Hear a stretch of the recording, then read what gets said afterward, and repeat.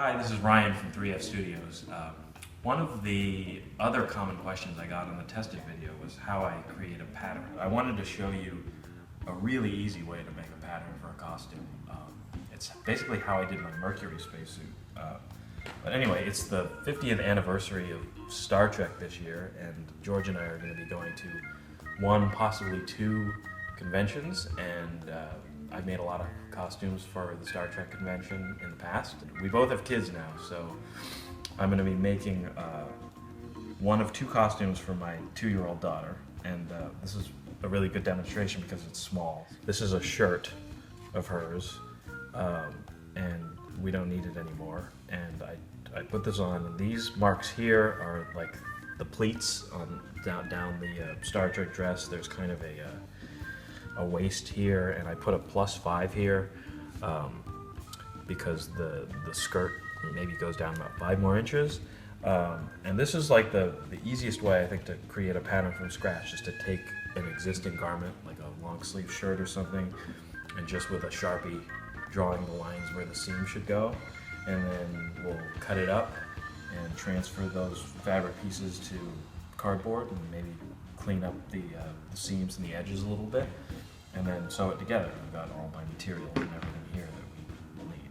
Alright, so I cut up the t-shirt into the pieces that I'll need, and this is basically what it'll need without the seam allowance. So what I do is I just lay the pieces out, like this is the sleeve. We'll need 2 of these, but we only need 1 pattern piece. And I just kind of roughly sketch where this is.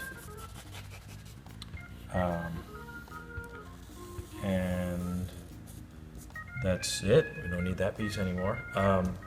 This is going to be the back, and I've split it in half because I'm going to put a zipper in the back. The real uniform didn't have a zipper in the back. It had the zipper up the pleat, but that's too complicated for a baby costume, so I'm just going to put the zipper in the back. But it needs to be extended 5 inches, so I added, well, it should be 5.5 at least, because I'm going to add a little seam allowance to the bottom. Actually, let's just make it 6 to be safe. So it's about 6. So I sketch this piece here, and again, I'm going to clean these all up later. It's just to get the general idea. And this is where this ends, but I'll kind of create a skirt part of it later. And I think that's it. So I have the basic fabric pattern pieces transferred to this cardboard. I put stuff on this cardstock, and I cut it out with scissors, and it makes it really easy to cut fabric patterns or fabric pieces out afterwards, and I'll show you how I do that. The next step here is to add in a seam allowance. I always add a 1/2 inch just so I never forget. All right, so I basically just sketched these on here, but now I clean up the lines a little bit. And this is where like having some drawing experience helps, I guess, but you know, and I sometimes, like an edge like this, I know it's supposed to be straight, so I'll just like draw it there like that. And after you've made a lot of patterns, like you kind of know what they're supposed to look like if you've sewn a lot of garments together, and so I kind of know what a basic shirt pattern looks like a sleeve and stuff. So you kind of get the hang of it. But this is where I have to add in the skirt. So it was like Right. roughly that far from the bottom. So this is kind of where the waist was, and I think I'll just make a kind of a skirt that comes out this way a little bit. I mean, it's not going to be exact. This isn't going to be the most wonderful costume pattern ever, but it's like a baby costume, right? So who cares? She'll grow out of it. Yeah. So I'll just do that, and I guess that'll kind of be good. Okay. So I drew out what the basic pieces should look like, and I added a skirt to the shirt.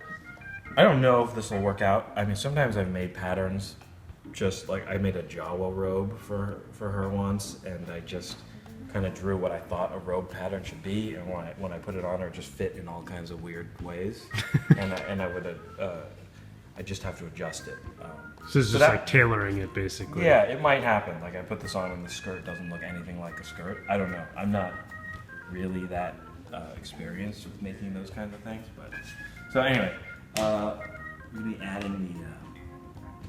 So I add basically like a 1/2 inch. I said seam allowance to everything, and this will go like this here. So you're freehanding it after you mark. Yeah, it's. I mean, fabric is very like. It's not. It's not like machining metal or woodworking where the tolerances have to be exact because they won't fit together. Fabric is very flexible, and so there's a lot of give. Especially if you use like stretchy fabrics. This is not one, but. And I also add a 1/2 inch seam allowance to the bottom so I can like finish the cuff a little bit.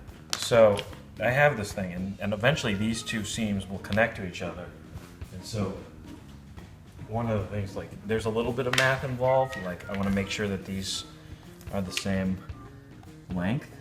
So I measure like at where the seam is going to be, and it's like 9.5 inches there, and when I do it here, it's like, oh, it's oddly, it's 10. So about 9.5 would be like there. So I'll just like adjust it a little, like that. And sorry,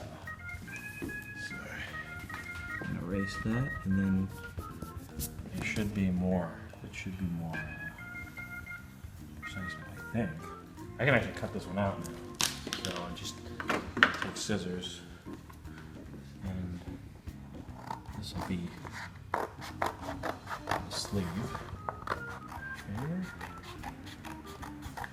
All right, cool. So this is like the sleeve pattern. So that one's done. All right, so I'll do the rest of these. All right, so I made the pattern pieces, and I added all the seam allowances, everything. So this is kind of good. It's not perfect. I know when I end up sewing these pieces together, there are going to be things kind of misaligned, but I think there's enough of a seam allowance that I can kind of correct for things.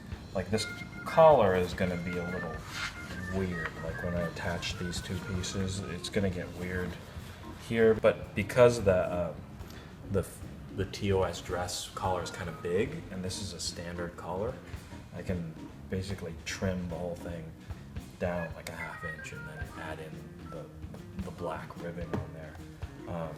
Same thing with like the sleeves and all that. I haven't done the math to add it all up, but I imagine it's not perfect, but I don't think it has to be. When I do stuff like this, I have to really make sure that it's all perfect because I do these over and over again. But this is really kind of a one-off, so I will move on to the next thing, which is cutting.